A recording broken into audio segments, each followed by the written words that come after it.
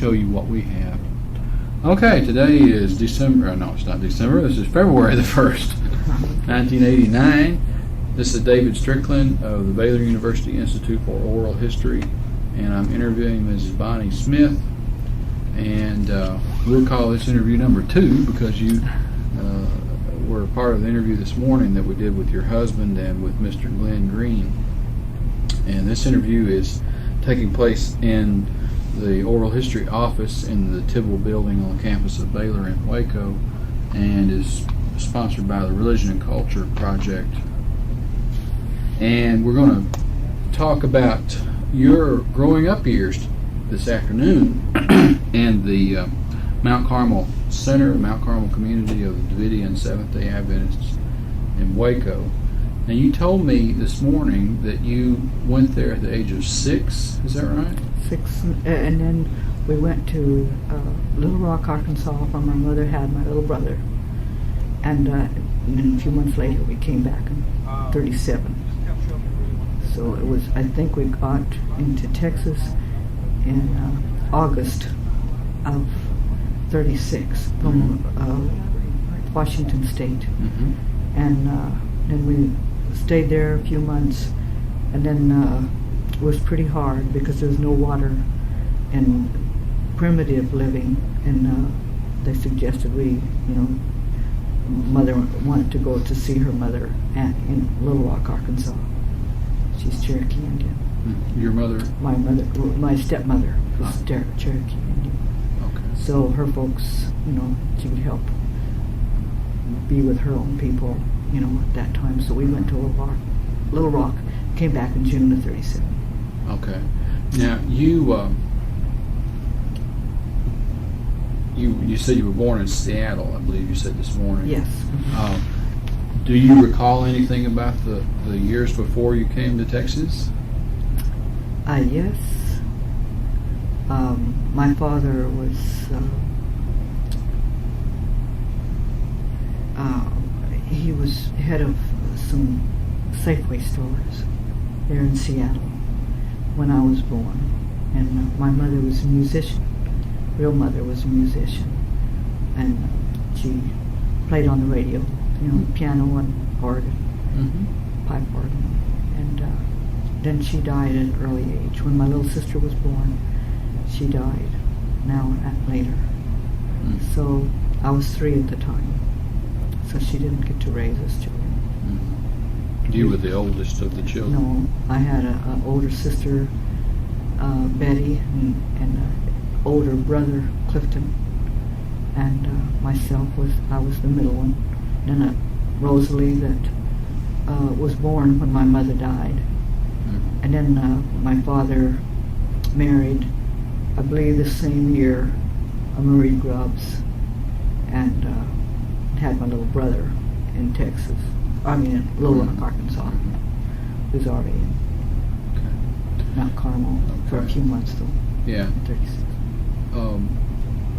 Do you recall anything either at the time, knowing at the time, or hearing your father talk later about the decision to come to Waco? Oh yes. Can you tell me about that? We were living in on a little island in Puget Sound, and the island was called Guimas. It still is. You can see it from Anacortes, and that's where my folks. It's in the what we call the code, almost the original code. It was the second code that was put out. That my grandparents in Sheridan, Wyoming, and my aunt, Neoma Heinemann, on my mother's side, she was almost a full-blooded Cherokee, my mother's mother. And so Mr. and Mrs. C.T. Grubbs and my Aunt Neoma came to Washington from Sheridan, Wyoming, to share the Davidian message with my folks. And they accepted the message. They're on that little island. And we moved back to Cedar Woolley, and that's where I guess my folks decided then to go to Texas. so we could be raised in a, country environment with people of like faith. So we made our way to Texas in '36 in a Model A. Were they already Adventists? Yes. But not Davidians? All my people was Adventists. All my family. Do you recall their saying what it was about the teachings that convinced them, or that particularly impressed them? It was the fact that I don't know what, I never asked my folks rather, what was that convicted them that the message was right. But I never will forget in that little bedroom, in Guaymas Island, how excited the whole family was. And us children was put in the bed in the room, and because it was in the bedroom that we had all this excitement, of a new endeavor and a new message to the church. And they had traveled a long ways. We had to, of course, at those days, and I think they still do, have to go over to Guaymas Island in a ferry. And on a ferry. So we didn't stay long, I don't believe, on Guaymas Island before we went to back to Cedar Woolley, and then preparation to come to Texas. Now your father. But it was in '34 that my folks accepted the message. In '36 they moved to Texas, so it was a little while. Yeah. Okay. Your father, you said, was in charge of several Safeway stores. He was something of a manager. But that was before, I realized, because I guess he became an Adventist, I think he said, when I was about 1.5 years old, about 18 months old. And so I was, about 4, I guess, when they become Adventists. I mean, Shepherd's Rod. Yeah, Davidian. Yeah, okay. And those days they called it Shepherd's Rod. Yeah. And but, then, go ahead. Go ahead. Well, I was going to say, did he talk about his feelings about giving up this position as a fairly responsible position? Oh, that's what I was going to. Yeah, go I ahead. forgot. It's a policy in the Safeway store that they cannot hire a Seventh-day Adventist. Really? And Daddy was one of their best salesmen. Made money for the. I think he said there was 5 Safeway stores under him in Seattle at the time he accepted the Advent truth. And they said they wished they could make an exception for my dad, because he made money for the Safeway stores and Safeway business, but they could not. If he continued to be a Seventh-day Adventist, they'd have to let him go. And it was in the heart of Depression, and I believe it was in '32. I don't know for sure what date that is, but since he became an Adventist, my own mother's people, I'm a 3rd generation Adventist. So they, married. They were childhood sweethearts, my real mother. Yeah. So he knew about Adventists, but he didn't accept the truth, for quite a few years. So it wasn't until about 32 that he became a Seventh-day Adventist, and I think at that time then Safeway stores had to let him go. Then in '34 is when he became Shepherd's Rod. Yes. And 36 he went to Texas, and he stayed there till. Okay. Okay, so he didn't give up the Safeway position to come to Texas. He had already had to give that up Right. because of becoming an Adventist. Right. Okay. Okay. Do you know what he was doing between that 32 and 34 period? There was, well, he ran a little store in Guaymas Island. I was telling him when he got this truth. Then I know he had different jobs because very hard in those days to get a job if you were Seventh-day Adventist. And it was a big factor. He had to be very dedicated. In those days, the people had to really be determined that this is the kind of life they wanted to lead. Did he ever talk to you about his personal feelings about that kind of discrimination and treatment, the hardships that must have involved? He never dwelt so much, you might say, on his hardships, never. And my brothers and sisters will tell you the same. He kept anything like that pretty well to himself. He talked more positive than negative, you know, more the blessings in life rather. And he didn't have what, you know, most people today would call an easy life. He had a very hard life. But he never complained that I know of. Yeah. But he did instill one thing, tried to rather, in all of us, and that is to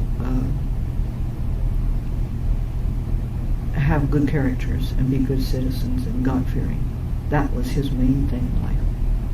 For us children to grow up to be decent and God-fearing. And he'd get us up at 5 in the morning to have worship, whether we wanted to or not. And it was what most people would call a strict father, but he never expected more of us than he himself went through. So when we was older and looked back, we knew he did it because he loved us. So that part is, I feel, is commendable rather. And we all appreciate it, even though at the time we thought it was rough. Yeah. Do you recall the actual driving trip down here? Oh yes. What was that like? Took us 2 months, I believe, to come to right? Texas, because he had to work along the way, get jobs in order to.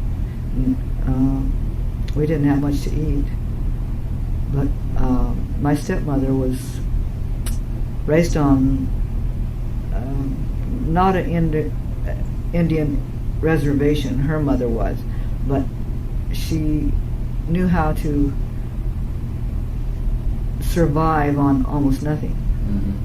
So, and she was very health-minded. So what little we did have, well, went as far as it could for our health. Was she an Adventist before she married your father? Oh yes, and so was her mother. I mean, you know, she was raised an Adventist.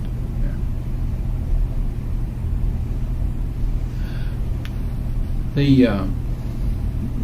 Do you have a memory of the first time you saw Mount Carmel?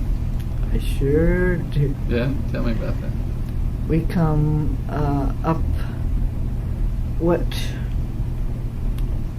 they now it's, I forgot this little, we saw it yesterday, and there was a certain tree that is still there that Sister Hardif, when she left, asked, I believe she asked the city of Waco or the contractors or whoever had that property to leave that certain tree, and it's still there. I hope they never destroy it. She says that was the tree that we all knelt down and thanked the Lord for the property, the 12 people that arrived, you know, in Waco. And it was right next to the road that went up through that ravine, and the ravine, the terrain of the land there is still the same, only of course the road's gone, but you can see the two hills kind of coming in, and then of course this large place, and it's no houses on it.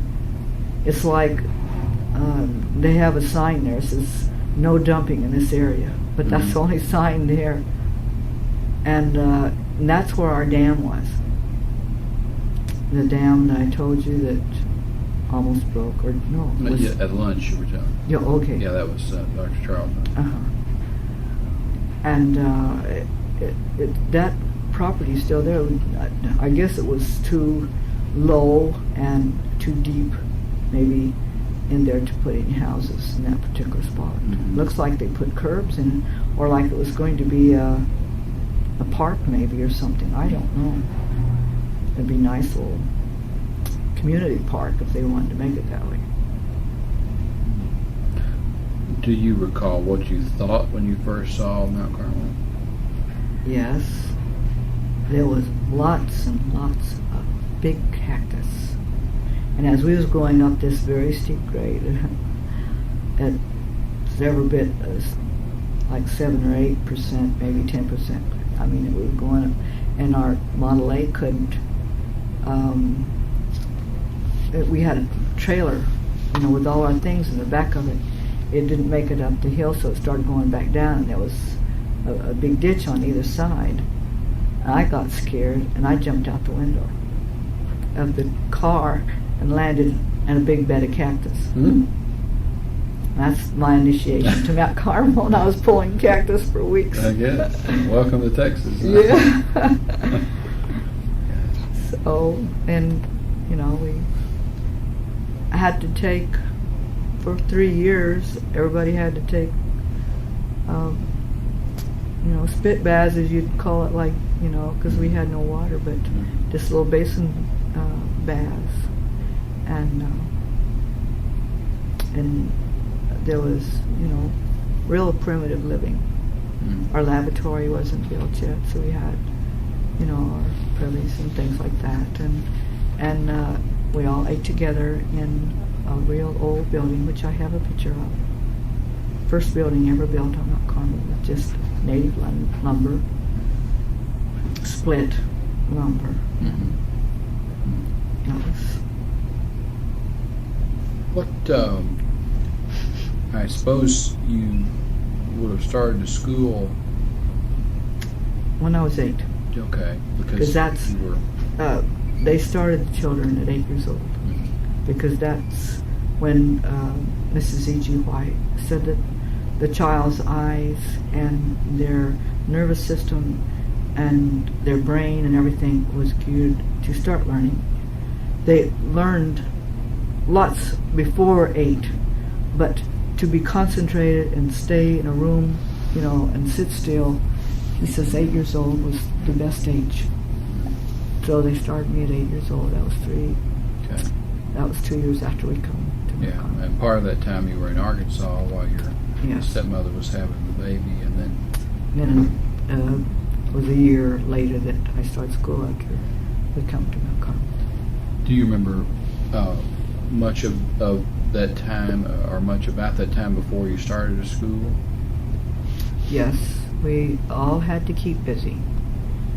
Brother Hotta's philosophy was that if a child doesn't learn to work and appreciate being busy when he's young, that he'll never want to do it. He'll want fun and things when he gets older. So we all worked, and we had our duties to do, and the children, did their work too. And everybody kept busy, a child or adult, during the day, and we had our naps and whatever the children did. And we had, a little free time in the evenings sometimes. Do you remember what sorts of work you did there in those very early years? Yes, we cleared rock, we made rock. There was lots of rock. Everywhere was rocks. So Brother Hana and the teachers there would have us children to pick up the rocks in the paths, and in the place where we wanted, to have our lawns and things, and we made rock walls, and that was the children's walls, and people's walls, rock walls, that represented the work that the children did. And then we had our departments that we went to, helping in the kitchen, running errands, and all kinds of activity like that. We would go and hoe in the cornfield, or we would, card wool. We had some Angora sheep and Angora wool, goats, I guess it is, and we had wool that we carded too. So that was just, some of the activities that the children had.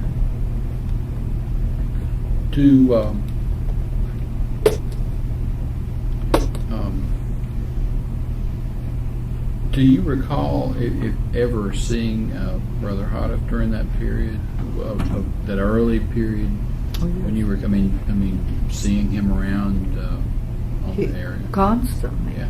He visited every department, most every day, and I don't know when he wrote the literature, but he was seeing that everything went smooth all that time. He wasn't just off somewhere writing all the time. He was all over the place. All the time. Yeah. It seemed nobody knew when he'd show up. Yeah. I used that type, Yeah. And he would, I remember there was, Glenn Green probably tell you, they had a favorite saying. He says, either you break it or you lose it, because he had to keep picking up tools and taking them to the barn to, after he would get through with his work, go around after the people was through with their jobs, and he'd pick up the tools and put them away. And he would, sometimes on Tuesday nights, kind of give us a pep talk on that. Or the one thing that he did, I appreciated, that he told us in those early days what he was doing. That we had to buy a certain thing, and it was going to take this much amount of money, and we had this amount of money that there was. So the people knew where they stood as far as the economics went. And that was usually, our prayer meeting was on Tuesday night, and that was usually doing a Tuesday night. He never did that on Sabbath. Saturday. Yeah. But on Tuesday nights, then maybe once a year, seems like quite a few times, was on a Tuesday night though, he would say, this one owes this much, medical bill at Hillcrest Hospital or something like that. And you've been here this long, that is a forgiven debt. He would forgive the debts of, say, the person. And he says, that was it. Because, see, that was part of our insurance. Yeah, from the second tithe. What was your impression of him when you were a small child there at Mount Carmel? There's one word I summed Brother Hoddif up as. And that is, he's unpretentious. And he was a man of few words. And when he spoke, then he had something to say. But I imagine everybody would say that. I don't know who, if they're mad at Mount Carmel and not a Davidian, they would say that he was too overbearing, or that he never let them have any fun. But there's an incident when I was about 16, that the young people wanted a roller rink on Mount Carmel. And some of them did. I never was to a roller rink. I'd been there since I was 6 and 7, or 7, and that.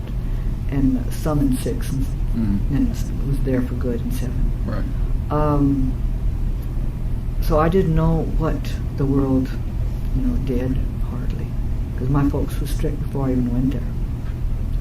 And so he says, well, I would like all the young people about between the ages of 12 and 20 to come to Sister Hoddif's and I's apartment and be aid there, while all your parents go, come to the prayer meeting. So all the young people, this every Tuesday night for 6 weeks, we went to his apartment, and he put the chairs in a round circle, and he asked us, he never did tell us what we was going to, yes or no, on the question. But he got everyone's attitude in a different angle this every Tuesday night, would not ask each person the same question, but similar. Then on the 6th night, the ones that wanted the roller rink got on to Brother Hoddif for not saying a yes or no. And see, he was getting our attitude, and we didn't know it. Our aspirations, or motives, or whatever, what we were there for, or what we wanted in life. And so he didn't say anything. They just, they said their piece, everyone that wanted it. And when he got through, he said, all you young people that wants this thing, you're dismissed. This one, and this one, and this one, he was naming off the ones that was dismissed. There wasn't any more work. He says, there's no more work for you here on Mount Carmel. He said, we're here at the sacrifice of many people sending in the time. And it is not a fun thing. It's not just a school here to send you back out in the work and into society and fill up space. He says, there's a purpose for you being here. And the purpose for you here is to learn to serve the Lord and to be saved. If you want the world, they've got more to offer than we could possibly ever build here. And we couldn't possibly build what you want with tithe money. So you'll have to go out there and get it. So there was no ball playing and no roller rinks or anything like that. No competition games. Because Sister White herself condemned them. She says, if you want to teach your child to be saved, you teach him to work and teach him what Mary taught Jesus.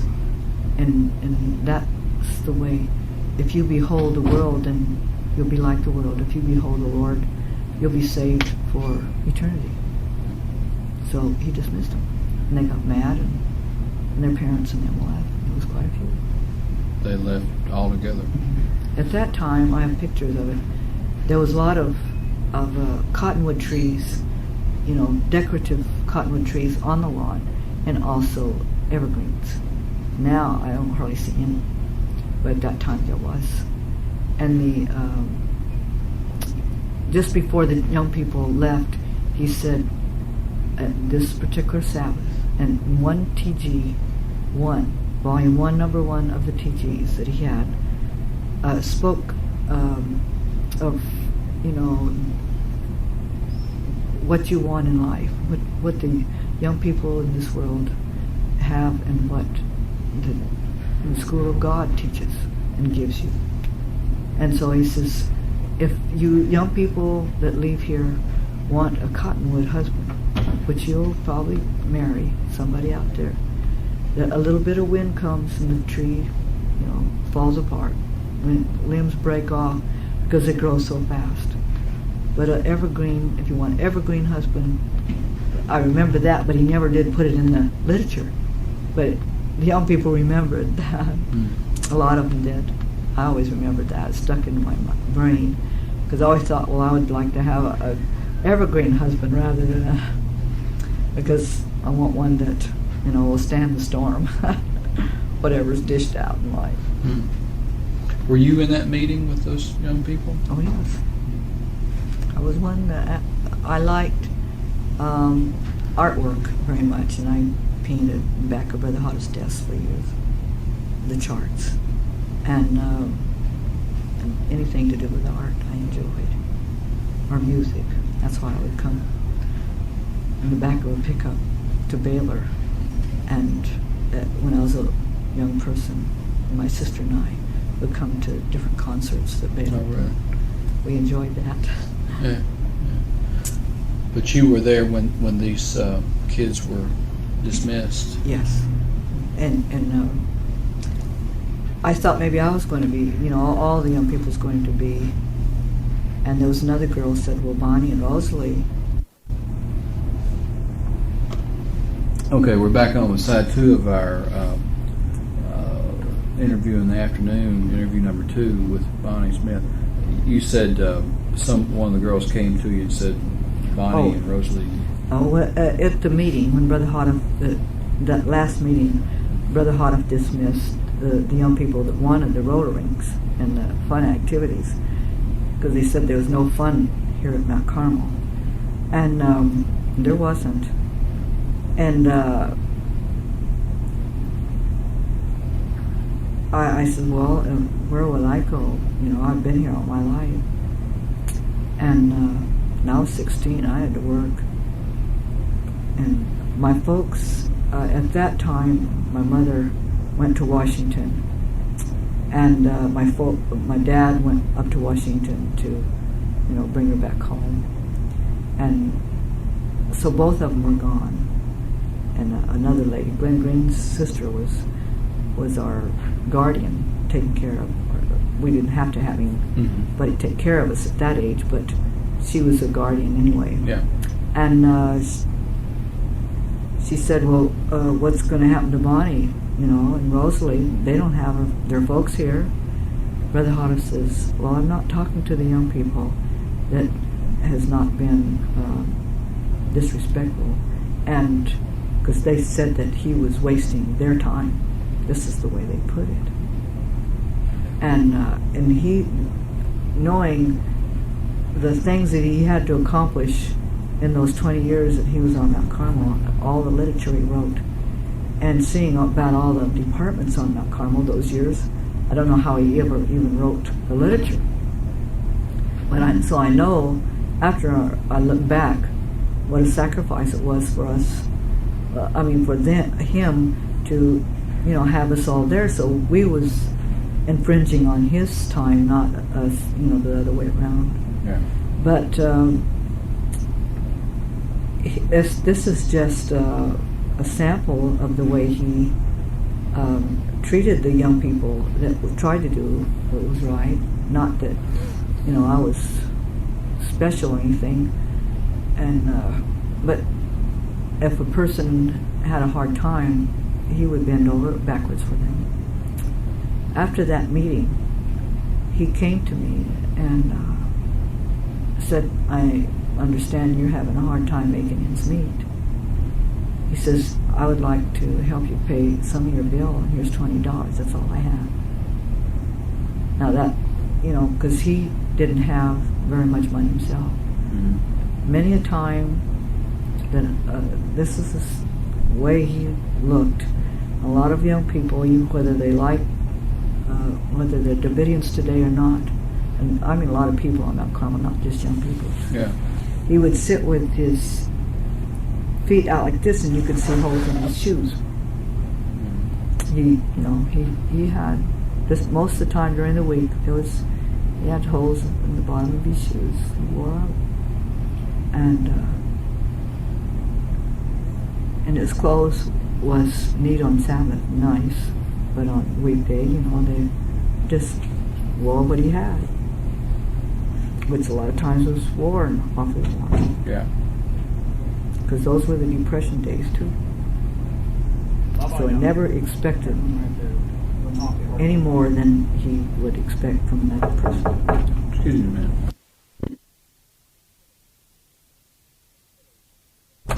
Okay, we're back on Ms. Smith after interruption. I can't remember. Yeah, that's okay. That's okay.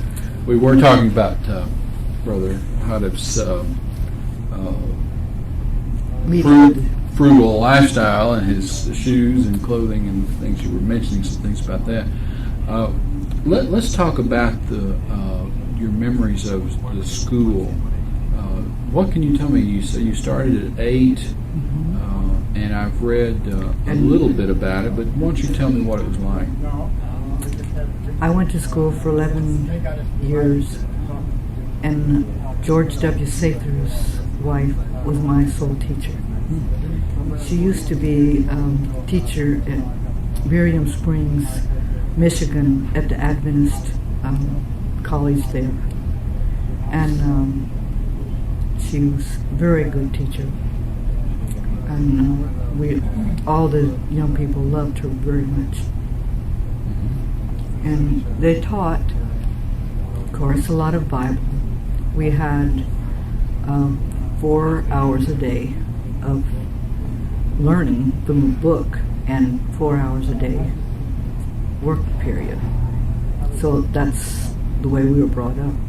Because Sister White, if you don't mind me calling her Sister E.G. White, said that the amount of time that the young people spend in books should be spent in manual labor with activity, so that their brain, there's an even keel there, and they can learn faster and more thoroughly that way than they could 8 hours of solid learning to tax their brain, wear it out.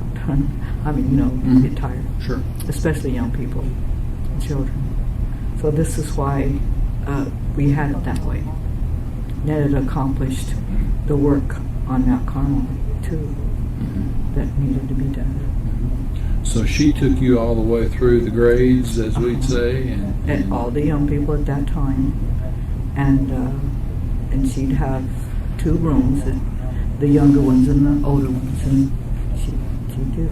She was most of the time 1-room schoolhouse type, school. But in the later years, then they had 2 teachers, one for the older ones and one for the younger. Tell me about the curriculum as you recall it. We had, of course, reading and writing, arithmetic, history, mostly Bible history, and then always Bible, and the basic things of Adventism and things like that. And then we had one of nature. We went out on nature walks about every other day or something like that. We had almost 400 acres. Yeah. So I was thinking that's a great place to go on a nature walk. Yeah. So we had, it was conducive to a relaxed living. That's about, and then we had our different departments after dinner to, go to, and that was our activity for the day. And about 7:30 we turned in because we had to get up at 5 o'clock or 5:30. And my mother and dad, got us up early to have worship. We had to worship twice a day. What do you recall about, did you ever have any contact with children from the outside, the Waco schools? You mentioned going to concerts at Baylor somewhat. Did you ever meet any children from the rest of Waco? Not until 1948, when Brother Hadif closed down the school at Mount Carmel, did the young people then go to Waco Technical High School. Some of the great students went there too. Wasn't that a elementary besides a high school, the Waco Tech?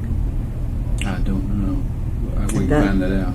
I don't remember because I was at that time 18 years old. Yeah, we can find that out.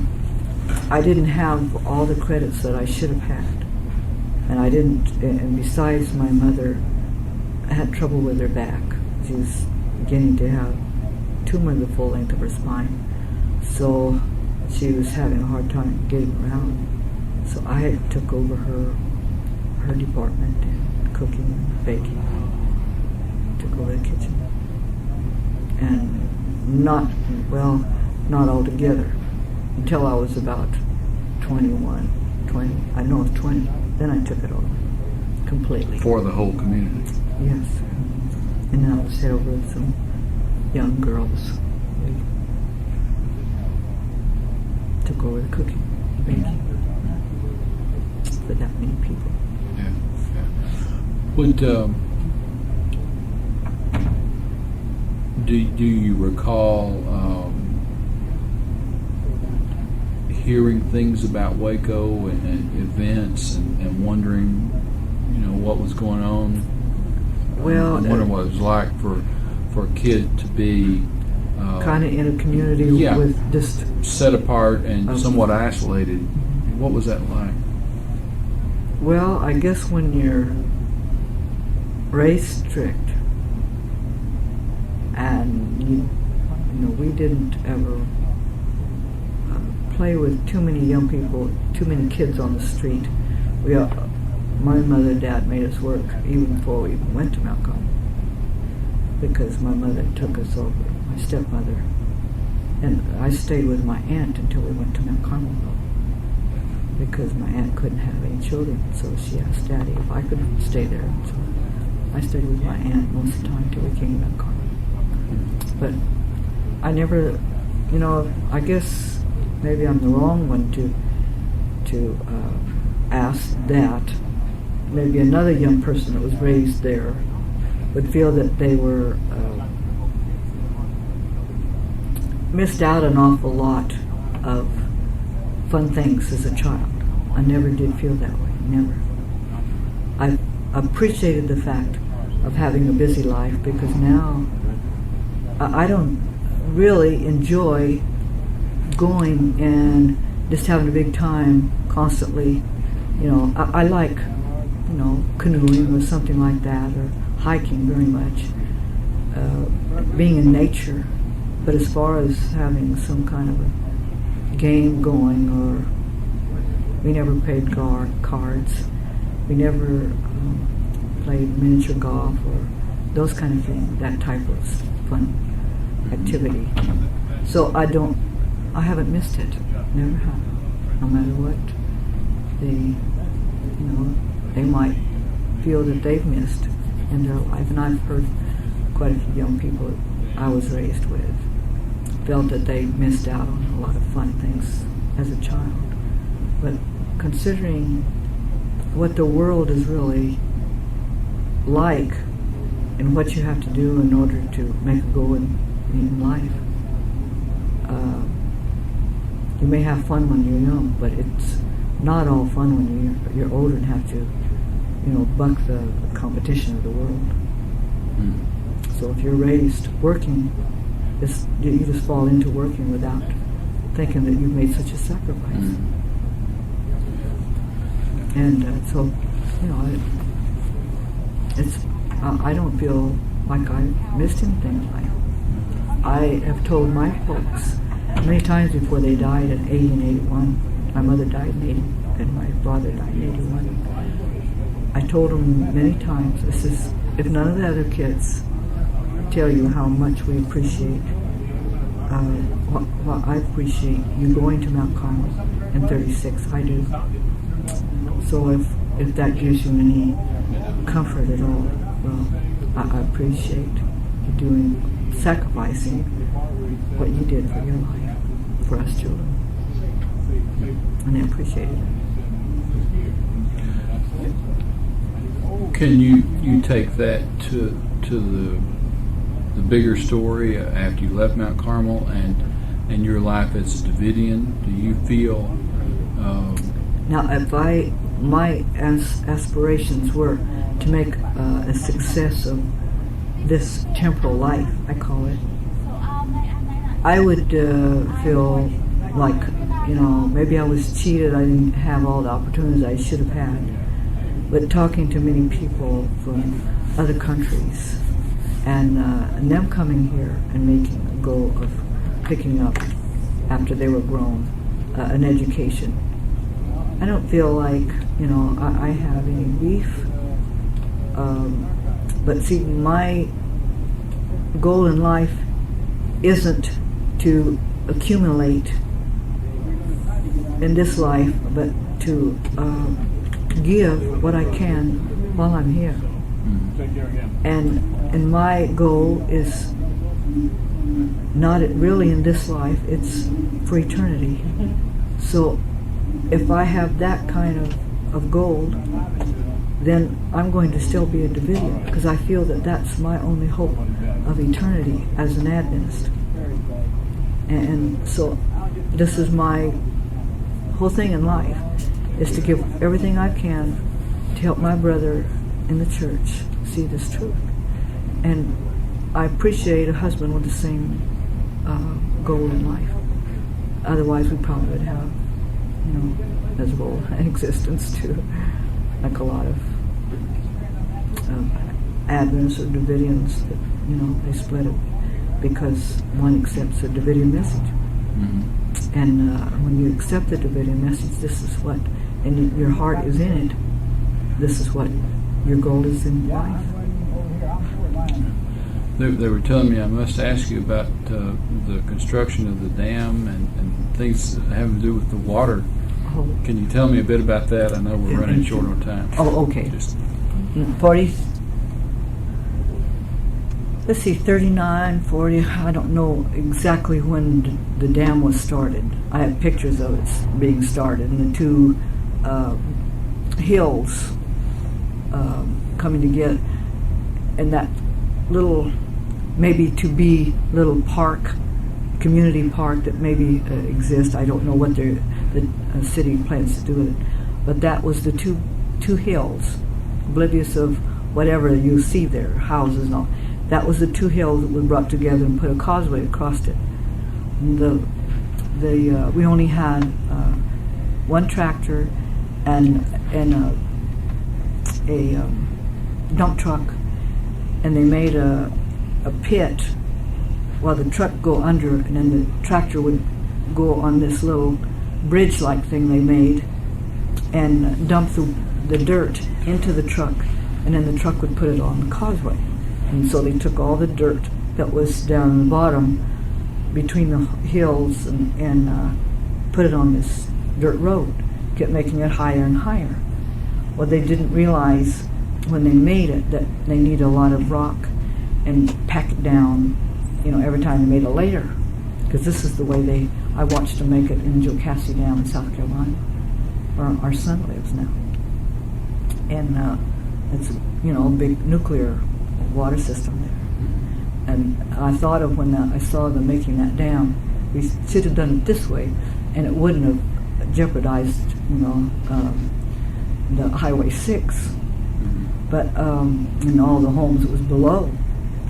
But in 43, April, I believe it was April 6th, I remember this because it was the cook's birthday, and we made thousands of, practically all those girls, all these oatmeal cookies, and they made punch and gave to the 300 CC men that the city of Waco sent out to help, because after the causeway was built, we had a terrible rain. It was in the spring of 43, I believe it was.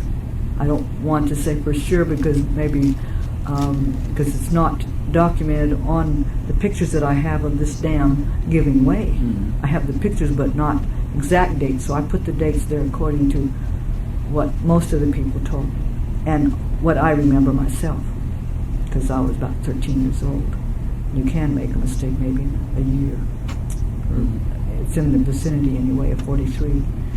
And so on Sunday morning they saw a big shadow over the dam, and they went down to investigate it, and it was a whole lot of the dam causeway, sunk away and left only a thin layer of loose dirt to hold back tons of water, because the dam was full in just a few days' time.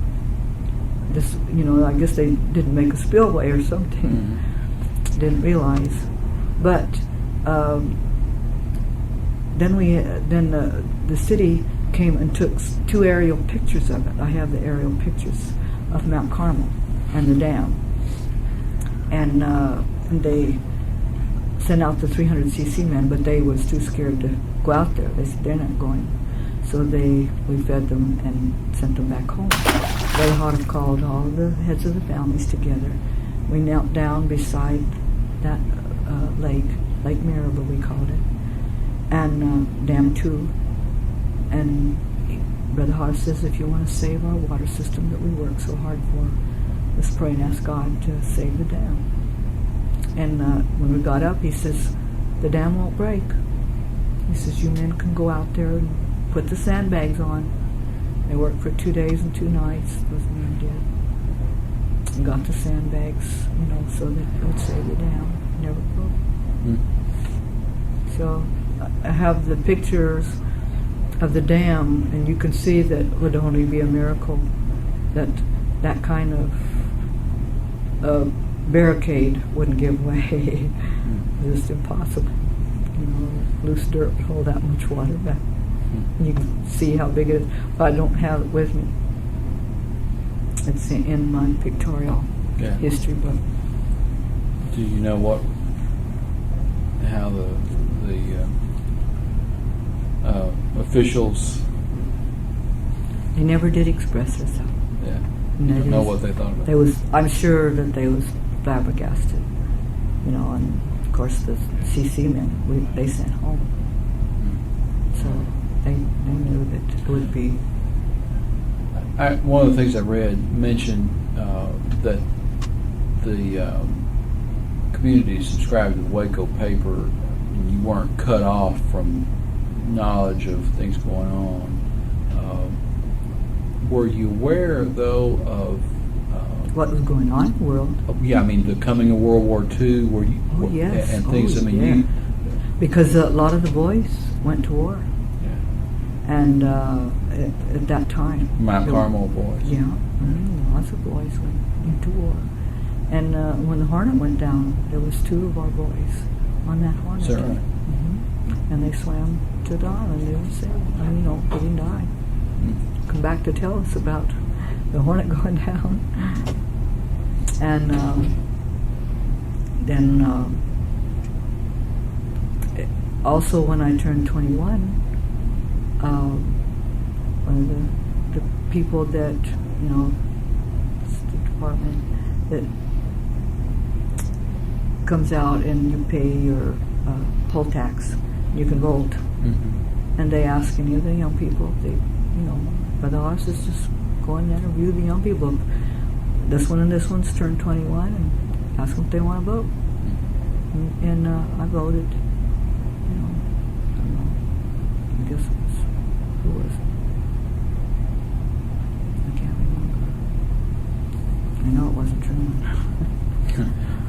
Dewey, I guess, in 48. Yeah, okay. And you would have been 18. That would have been too young. Yeah, I was 21, so I don't remember. Yeah, probably Eisenhower and Stevenson would have been 52. I only voted one time, I know. But, it's just there, always there. After you finished your schooling there, did you give any consideration to leaving?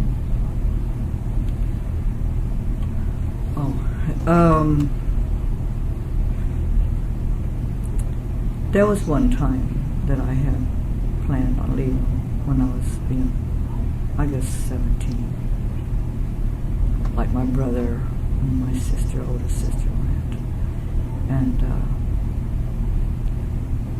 but I had an experience that happened to me, and I knew in my heart then, with that experience, that Brother Hart was a prophet of God. not just an ordinary person. Not that I bowed down to him or anything like that, but I respected his position that God gave him. I was 17 when that happened. Can you tell me about that? Well, it's a negative thing. That some of my people I looked up to blamed something onto me that was totally, I would say by the books of heaven, a huge lie. So I thought, well, if this is the way the people that, it wasn't Brother Hoddip at all, that do the young people, and they're the head of the work, then I may just go do what my brother and sister did, run away. Because they wanted to get away and have a different life. But I was kind of